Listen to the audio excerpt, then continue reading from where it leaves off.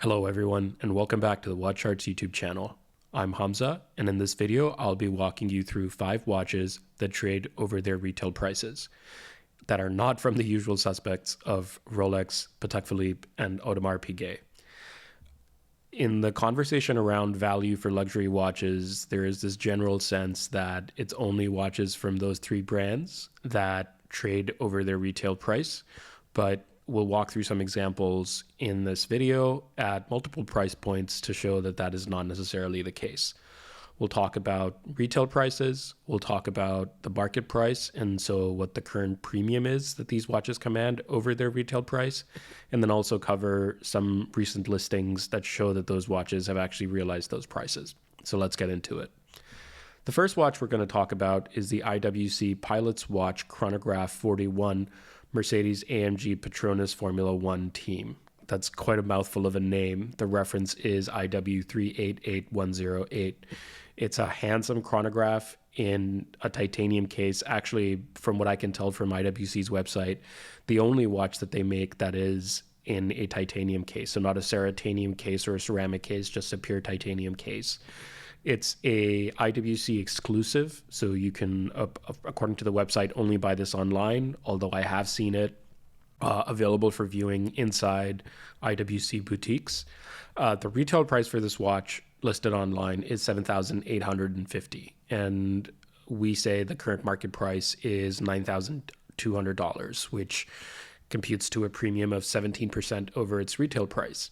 The last listing for one of these that sold on a forum was for actually just around that number at $9,150, a little over 2 weeks ago. And I've had the chance to see this watch in person, as I mentioned, and my personal pet peeve with it, even though I am a Formula One fan, I am a Mercedes fan, I am a Chronographs fan. The only thing I don't like about it is the fact that even though IWC, went through the effort of having this be the only watch they make that has a titanium case, the pushers and the crown are actually steel. And so for me in person, that was a little bit of a jarring sort of juxtaposition of metals and sort of made it not as special for me as it might have been otherwise. So I came very close to buying this watch, and it might only have been the only watch I would have owned that trades over its retail value. But in the end, I decided to pass on it. The second watch I'm going to talk about is also an IWC. In this case, it's the Pilot's Watch Chronograph Top Gun Edition Lake Tahoe. This one is actually in ceramic. It has a retail price of $10,700, and its current market price is $13,500, which means that it has a market premium currently of 26%. For this, the last sort of most recent listing from eBay is from late December, so not super recent, but that's the most recent one that we can confirm sold, and that listed for and sold for $13,350. This one is bigger in size than the AMG Petronas chronograph that we just talked about, and again, steel crown, steel pushers, but just an incredibly handsome watch. And if an all-white aesthetic is something that is pleasing to you, then this is a great watch, but obviously at over 44 millimeters, it's quite a large one.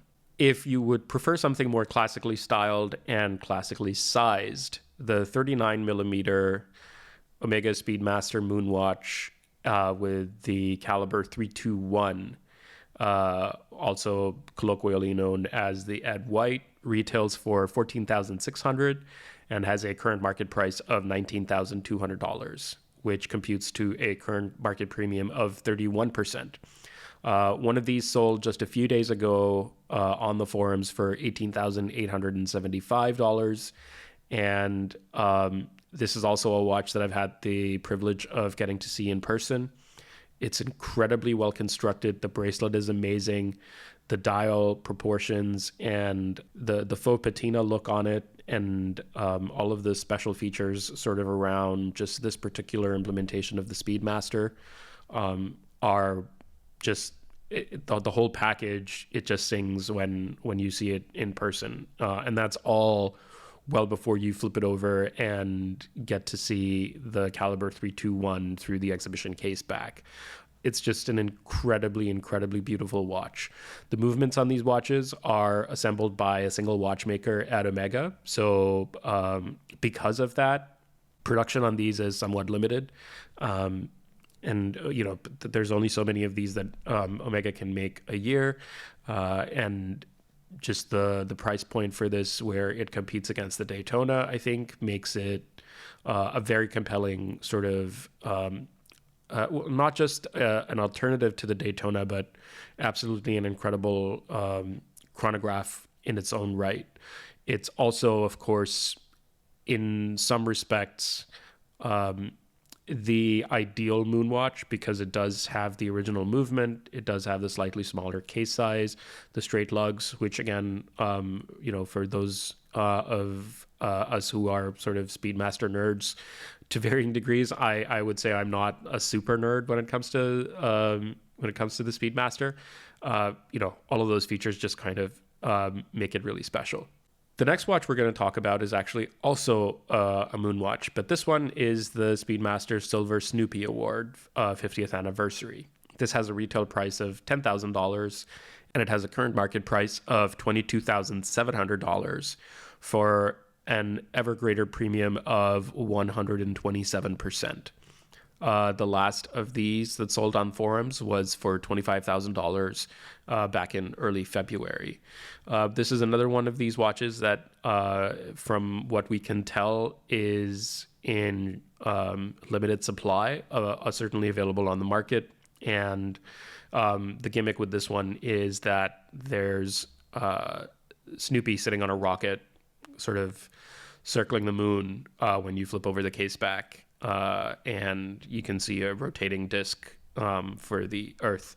And there's an inscription that says "Eyes on the Stars." For my personal preference, not quite what I think makes the Speedmaster special, but Snoopy is catnip for collectors. And so that, plus the handsome blue against white color scheme, sort of like a panda-esque color scheme, make this a highly desirable watch, and helps explain why it has the premium that it does. Snoopy on Speedmasters in particular is a rare combination. I believe this is only the third time that they have put Snoopy on the watch itself.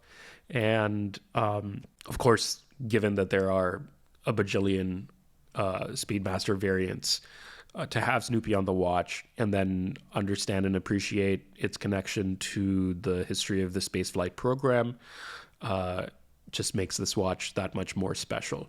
And then lastly, we're going to talk about the Omega X Swatch MoonSwatch, specifically the Mission to Neptune reference S033N100. Retail price $260, market price $1,200 for a chart-topping market premium of 361%. The last of these, for which we recorded a sale on eBay, is it sold for $1,005, and that was back in the middle of February. And there's a few reasons I think that help explain why this one in particular is trading at as much of a premium as it is. Early on, it had some production issues where some of the case dye was rubbing off onto people's skin. And so, production for these was restricted for that reason, and there just weren't that many available. Two, it's certainly, in my opinion, a very handsome sort of implementation of a color scheme on the MoonSwatch. And then lastly, around its marketing, it's the MoonSwatch, for example, that Daniel Craig wore. So from a celebrity endorsement standpoint, I think also it's sort of, received as much of a boost as is possible for the MoonSwatch, on top of all of the hype around the MoonSwatch in particular that already exists in the market. So those factors, and we talked about this as well in a recent video in more detail if you'd like to go check that out. But I think those factors sort of collectively help explain why this watch trades at as much of a crazy premium as it does. The other thing I think that helps explain the premium, perhaps to some degree, is the fact that just its retail price is lower, considerably lower than the other watches on this list. And so for luxury watch buyers who perhaps can, already afford to pay premiums on watches costing thousands or tens of thousands of dollars, paying a 361% premium on a watch that only costs $260 is still peanuts, relatively speaking. So yeah, these were some watches that we wanted to talk about that are not from the usual suspects, that do an excellent job, relatively speaking, of retaining their retail value. But of course, that's only interesting if value retention is important to you. If you found this video interesting, and if you found the topic interesting, let us know in the comments below. Thanks for listening.